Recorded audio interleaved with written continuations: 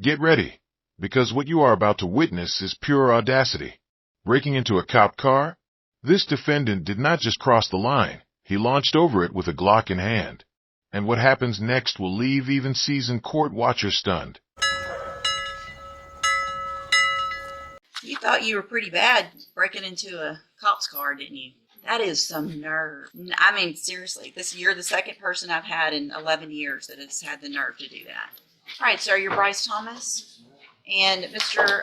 Thomas was previously in court, entered pleas of guilty in cause number 24, DCCR 0389 to the third-degree felony offense of prohibited weapon. Cause number 24, DCCR 0390, also a third-degree felony of possession of a prohibited weapon. Cause number 24, DCCR 0391, pled guilty to the state jail felony offense of theft of a firearm. Cause number 24, DCCR 0392, pled guilty to the lesser offense of indecency with a child by exposure, also a third-degree felony. There was no plea agreement. I have received and reviewed the pre-sentence report. Has everyone had an opportunity to review that report? In addition, there is also the largest packet I've ever reviewed. When a judge calls it the largest packet of jail incident reports they have ever seen, you know we are not dealing with a minor slip-up. 35 pages. That's not just misconduct, that's a resume. Received of jail incident reports in a case. Did everyone have an opportunity to review those? Yes, I took an evening and 35 pages. I Yeah. reviewed them one evening. The state reviewed all 35 pages. In addition, the state has filed a state sentencing memorandum. Mr. Burbank, did you receive that and were you able to review it? Okay. Anything else, any objections or corrections or additions to the report? No, Judge. All right, Mr. Burbank, you may proceed. Your Honor, this is a very young kid that in a very short period of time stepped off the cliff and got himself in a lot of trouble. I will represent to the court that I was engaged by his family. One of my issues was the recovery of the weapons because they were law enforcement. I will represent to the court that almost immediately, mysteriously, weapons ended up in my office in the front hallway and were returned to insurance. And I'd like the court to take notice that those weapons are off the street and back into the department. Could you speak up a little bit, Oh, please? back into the department. We go open because I do not have a recommendation. You can place them on probation for a period of 10 years and see what it does. These are third-degree felonies that you can do. At the very end, state jail, the theft of a firearm. You could put them in a state jail for a period of time and put them on probation for the other one. I would ask that if you are going to send him to the penitentiary. Now here comes the defense, trying to spin a probation deal. But let's be real. How do you argue for second chances when your client's been racking up write-ups behind bars like loyalty points? That maybe in reference to the sexual offense, that you do place him on probation so that you can have some accountability for him once he got out for a period of time. That would give the court maybe whether or not he's learned his lesson. Now, as you peruse through the 35 pages of incident reports, and I'm not trying to be funny, because I've talked tonight with Mr. Thomas about those, and he'd like to address the court on those. It is what it is, and that's not behavior of whether or not he would be able to follow the court's orders if you can't follow what's going on in jail in reference to probation. I would ask that the court would ask Mr. Thomas. Yeah, go ahead. You have something to say? You don't have to say. I could just say I'm just young, dumb, just being in jail at a young age and not really knowing.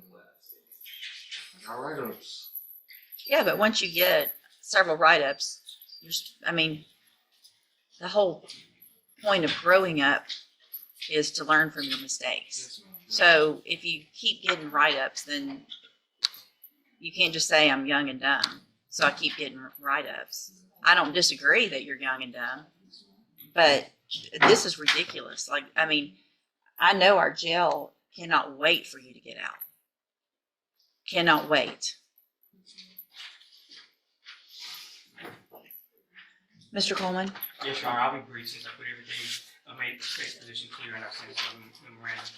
I'd like to briefly shift the focus from the write-ups to the underlying facts in the state's report, Yeah. which I believe are Stealing out of cop cars. stealing from patrol vehicles, at least 2 patrol units, Your Honor. Detective Matt Dixon is here if you want to hear more details of the detective. But Your Honor, I think the audacity, the boldness to steal these weapons from And there it is, the moment the courtroom chills. A Glock switch turning a handgun into a fully automatic weapon, stolen from a police car. This is not juvenile rebellion. This is weapons trafficking on steroids.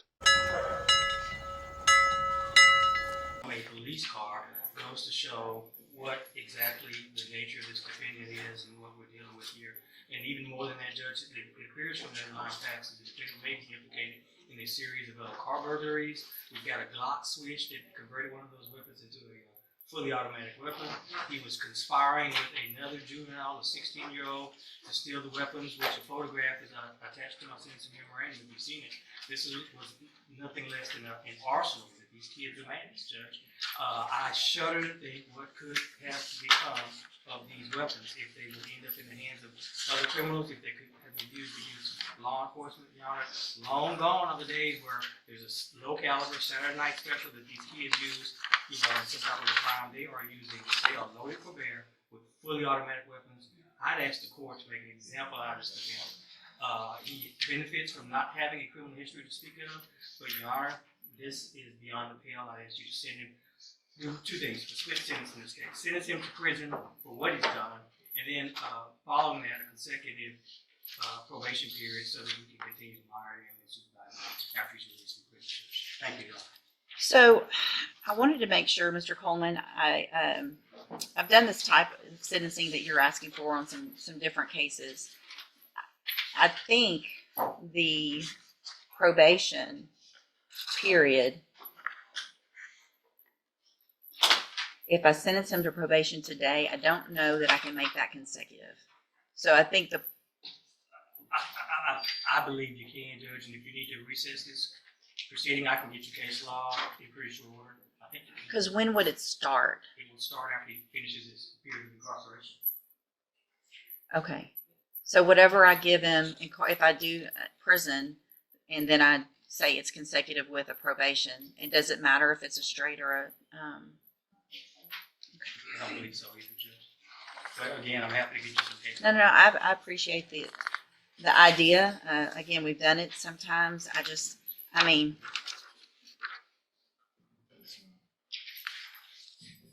what are y'all doing? What are you doing with all these? In Texas, a judge Not can shooting fabricate. Sir? Not shooting people. Not shooting people yet. What are you shooting? Why would you have these? What are you getting these to shoot at? Just to be tough and say you have guns? That's all that's happening with these guns on the street is y'all are shooting at each other, at other people, at houses. Let's pause here. The judge's frustration is boiling over.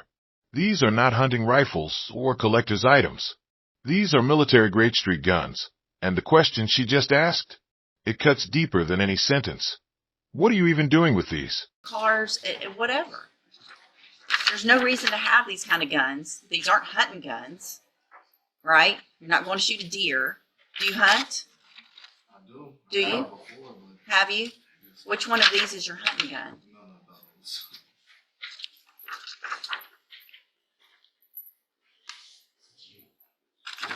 You thought you were pretty bad breaking into a cop's car, didn't you?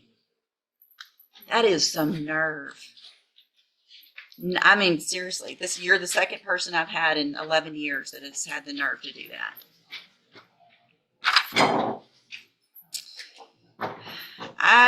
here's what I'm going to do, because I agree with but Mr. Coleman, I would like, at least in the indecency case, to get treatment and probation on that case so that we know you're not going to go make that type of bad decision again.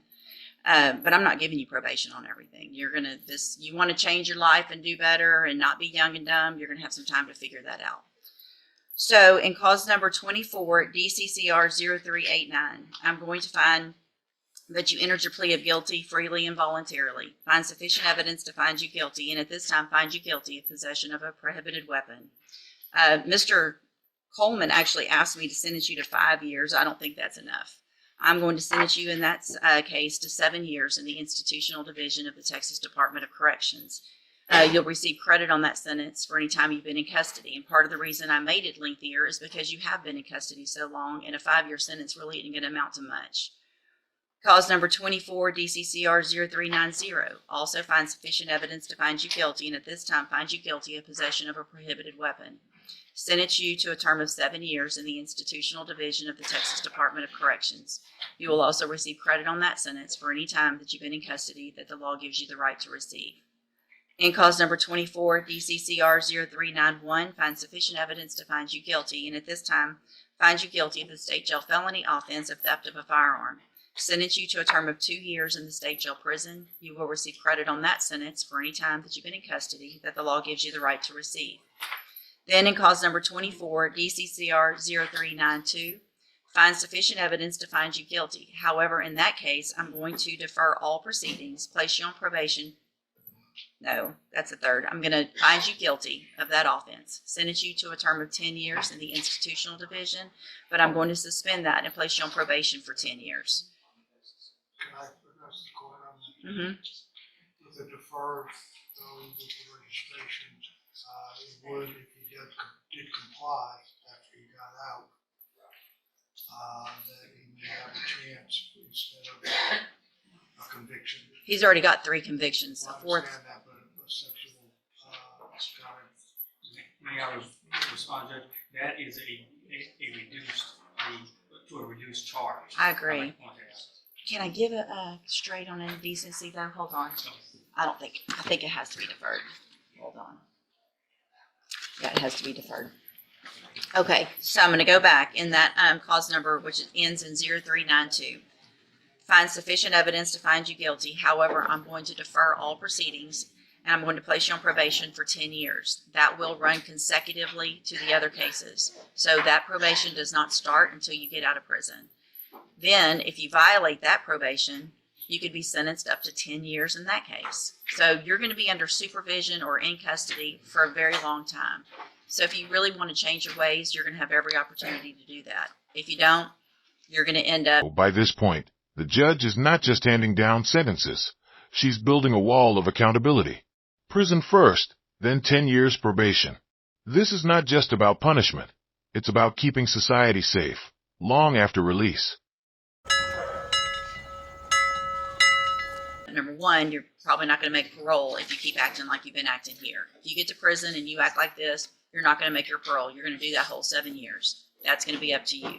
The sooner you get out and act right, the sooner you can start this other probation and get off of it, grow up, and maybe change your life. That's going to be up to you.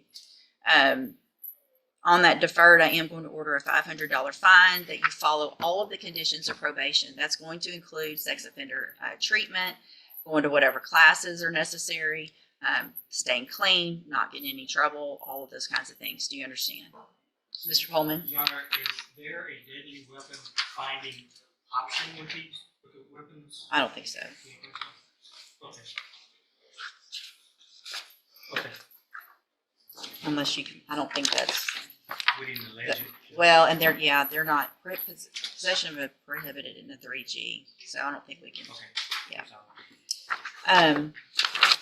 All right, so all of these are actually wrong because y'all marked off plea bargain and there wasn't a plea bargain. So I'm going to hand you the trial court certification in all of your cases. This shows that these were not a plea agreement.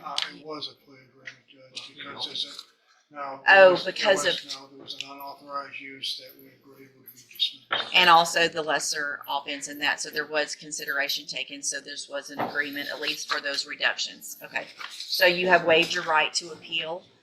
In these cases, I'm going to hand you those certifications. I'm also handing you a written admonishment regarding your ineligibility to possess a firearm or ammunition. Because of the judgments entered against you, you're ineligible under Texas law to possess a firearm or ammunition. Possession of a firearm or ammunition could lead to charges against you. Firearm is a legal term, and you should read that written admonishment I provide you to see what devices qualify as a firearm. If you have questions about the laws that make you ineligible to possess a firearm or ammunition, or about how long that lasts, you can talk with Mr. Burbank. All right, good luck to you, sir. You can go back with the bailiff. I approach you. Yeah. We have Mr. Jenkins that took on